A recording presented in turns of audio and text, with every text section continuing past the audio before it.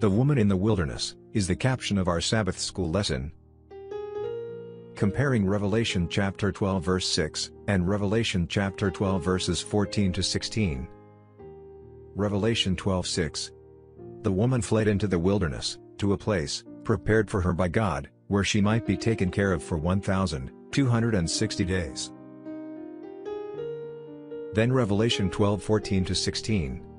The woman was given the two wings of a great eagle, so that she might fly to the place prepared for her in the wilderness, where she would be taken care of for a time, times and half a time, out of the serpent's reach.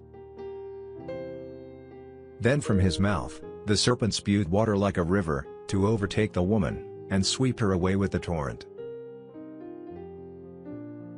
But the earth helped the woman, by opening its mouth, and swallowing the river that the dragon had spewed out of his mouth.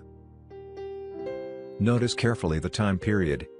Satan's attack on the woman, God's church, and God's provision for his people. What are these verses talking about? The 1,260 days in Revelation 12:6 are parallel to the times, and half a time in Revelation 12:14. This same time prophecy describing the same time period is found in Daniel 7:25, Revelation 11:2 and 3 and Revelation 13:5. Daniel chapter 7 verse 25 says, "He shall speak pompous words against the Most High, shall persecute the saints of the Most High, and shall intend to change times and law.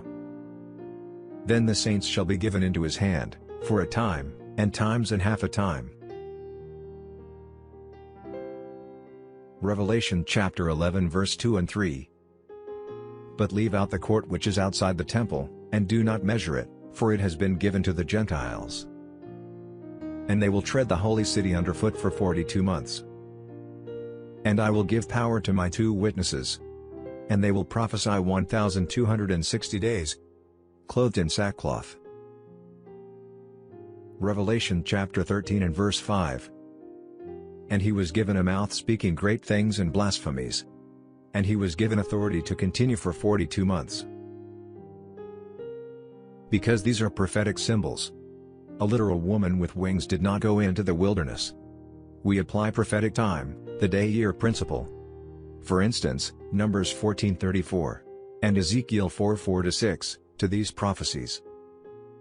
Numbers chapter 14 verse 34 states, "According to the number of the days, in which you spied out the land, 40 days, for each day you shall bear your guilt 1 year. Namely 40 years, and you shall know my rejection." Ezekiel chapter 4 verses 4-6. "Lie also on your left side, and lay the iniquity of the house of Israel upon it. According to the number of the days that you lie on it, you shall bear their iniquity. For I have laid on you the years of their iniquity. According to the number of the days, 390 days, so you shall bear the iniquity of the house of Israel. And when you have completed them, lie again on your right side, then you shall bear the iniquity of the house of Judah, 40 days. I have laid on you a day for each year." This means, simply, that one prophetic day equals 1 year. Commenting on this same prophetic period of time in Revelation 11:2, the Andrews University Study Bible states, "Historicist interpreters, therefore, have generally understood the period of 1,260 prophetic days to mean 1,260 literal years, running from AD 538 to 1798, page 1673. Comments on Revelation 11:2. A corrupt church, together with a corrupt state, oppressed, persecuted, and at times slaughtered God's faithful people. This fierce satanic persecution of Bible-believing Christians was an extension of the great controversy between good and evil. Coming out of the darkness of the Middle Ages, at the time of the Reformation, men and women were faced with a choice. Would they be faithful to the Word of God, or would they accept the teachings of priests and prelates? Once again truth triumphed, and God had a people who were faithful to Him in the face of mighty opposition. There are some fascinating and extremely encouraging expressions of God's care in these verses. Revelation chapter 12 and verse 6 uses the expression, "a place prepared by God." Revelation chapter 12 verse 14 declares, that the woman was nourished in the wilderness.